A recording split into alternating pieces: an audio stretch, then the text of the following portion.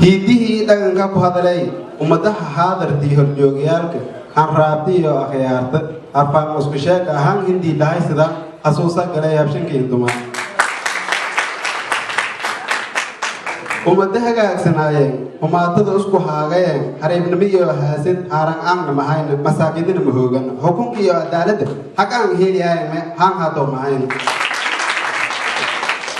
kumiyaayaan hortiyo intii liin hololoboon memisku koobadaan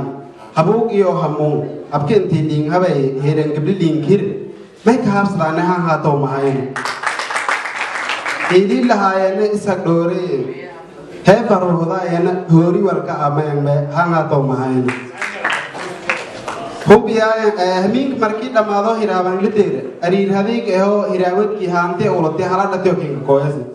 halama liin ameel haysadaay haantiyo haruubshi ameelka hidib lah kukusiyaay waxin boysidaay wax asaaway me haaladag mahayn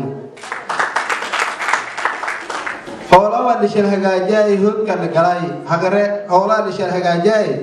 hoodka la galay hishilooda iyo hoobashooda la haaskahaabiyay hagare imeelba hoos ee la haagadaay how nadiif ee la qaadaay me haaladag mahayn hasalanaayana hasilooni haysadeen isag dhooreen hambali inis daraayan misagardaamiyaan hoodki intiis jeeyeelo hadakas kiriran masku koohidaan inis hidiyaayan me hangato mahayn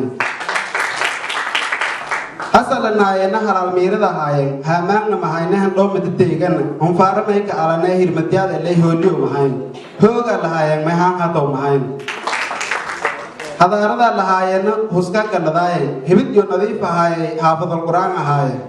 hilmaamay ahaan ihodhay mahaayan heershow mahayn xasuusa lahaayan mahaan hado mahayn hurgubadna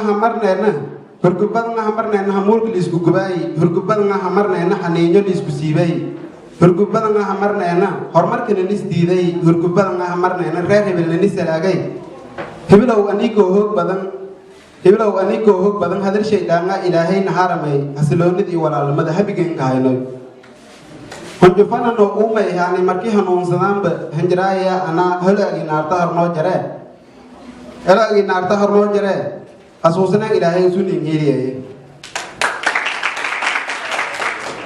humaatada alinoo hijaaba haduunta meelii kaduuganta iyo lama meelii kukooy inhilowsinya hiidihii ii dhaqanka ilin maagneesan laha wasalaamu calaykum waraxmatullahi wabarakaatu